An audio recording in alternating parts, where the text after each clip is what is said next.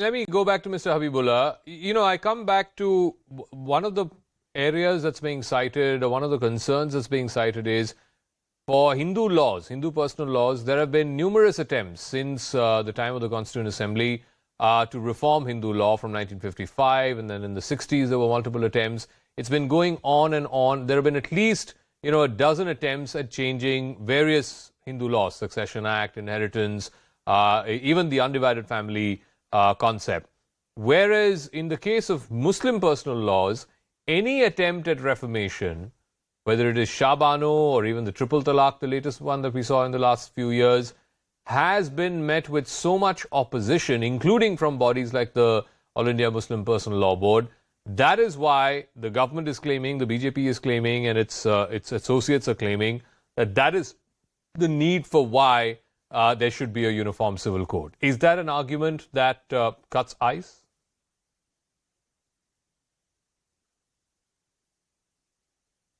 Some Muslims, and certainly the clergy would oppose, clergy of any religion. Why the Muslims? The clergy would oppose that. For example, the argument over the question of triple talaq. It was admitted that the idea of triple talaq is a heresy, yet it was part of Muslim personal law. So it was actually anti-Shariat, but a part of Muslim personal law. So certainly, the Muslim personal law requires to be amended, but and discussed. But I think this is you will agree that this is somewhat absurd discussion when you don't know what is actually proposed. Now you have suggested which particular clause of the Uniform Civil Code will this be in regarding the equality of inheritance, and that will of course apply to all communities. It will be the Hindu Marriage Act. It will be all these taken together would be the case. Now, simply because there are certain shortcomings, certainly, in Muslim personal law, then amendment of Muslim personal law. That is what the Shah Bano amendment had attempted. Whether that has been beneficial or not beneficial is another matter. I mentioned the Shah Bano amendment because I had something to do with it. I was a part of the Prime Minister's office at that time. But, let us discuss something. And so far as discussing the idea of a uniform civil code is concerned, no, I would not be opposed to the idea of discussing it. But if you are trying to give the impression, and you are, that it is directed only towards Muslims, then certainly I feel that is a cause of offense. Again, I come back to, I said this at the start of the program. The reason why we have done this sample survey amongst Muslim women is twofold. They are the victims of what we call double discrimination. They're discriminated against because they are women, and they're discriminated against because they are Muslim. So they are bearing the brunt, the worst of both worlds, as it were.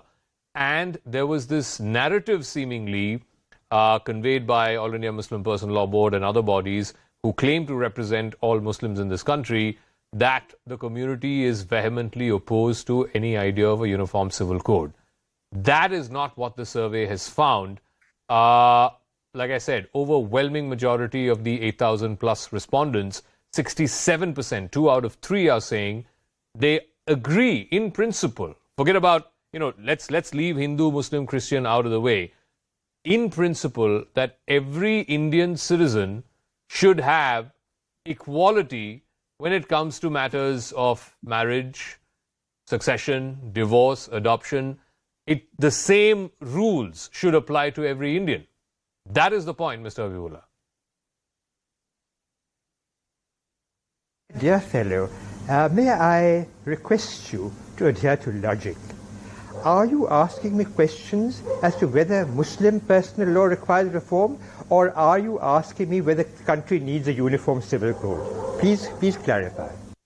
No. The problem is you cannot talk about reforming Muslim personal law without talking about a uniform civil code, because every time there's been an attempt to try and reform Muslim personal law, there has been opposition, including the Shah Bano case that you referred to, from the very same people. That is the problem.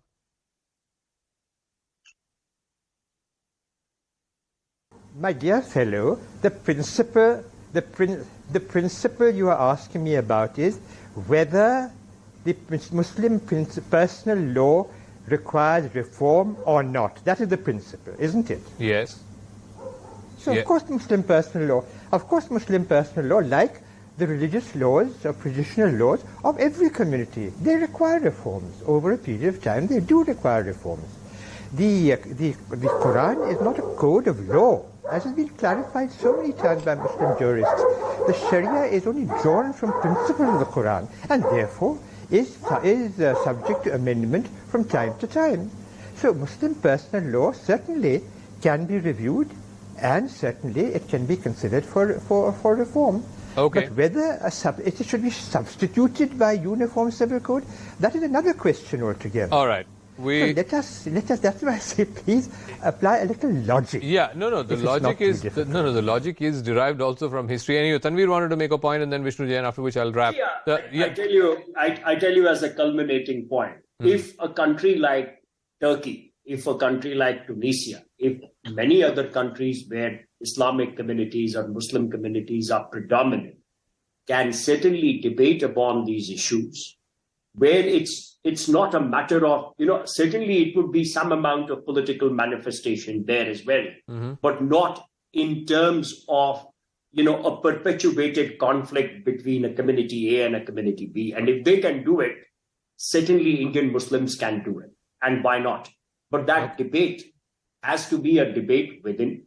The responsible people have to stand up to the situation, and they have to see how those countries have adopted these laws in terms of the practices of both the core religion as well as the practice which we call as Sharia, and then have a balancing approach, because by no stretch of imagination can we do justice to any religious conscience, a conscientious belief, if at the end of the day we are discriminating our own daughters, our own wives, our own sisters. No, I'll just make one limited point. I'm completely out of time. I don't know if the comparison, yes, there is need for reformation within Muslim personal law, no doubt about it. And maybe there are good examples in what Turkey has done or what Tunisia has done. My limited disagreement there, though, is none of those countries are democracies. If your idea or your ideal is to move towards Western liberal democracies, then it should be what is being followed in the UK. After all, we have a Westminster form of government, the division between executive, legislature, and judiciary. We have our common laws are all based on British laws. So, point is, that is the ideal that we should be working towards, not something that's followed in an Islamic nation, because India is a working democracy. It's a secular republic. Anyway, we'll leave it at that. I was saying, Zaka, my point was only from the point of view of, since you have done a poll on a database of actual data given by 8,000 respondents. Yes. Now, my idea was that if in predominantly Islamic countries, this is not an eyesore, this is not on some kind of an irriting, and it's a no-go. Well, it certainly should not be here as well. Okay. But it should not be put as a political manifestation to put one community against others. All right, ma'am. Last point. 10 seconds. We have 1.4 odd billion people. Correct. More than 50% of whom are women. Yeah. Shouldn't we all agree that all women across the board should have equal opportunity and equality along with men? Absolutely. That's absolutely correct. I leave it at that. I agree with that. Yeah. All right. We'll leave it at that. Thank you very much to all our guests. This is good.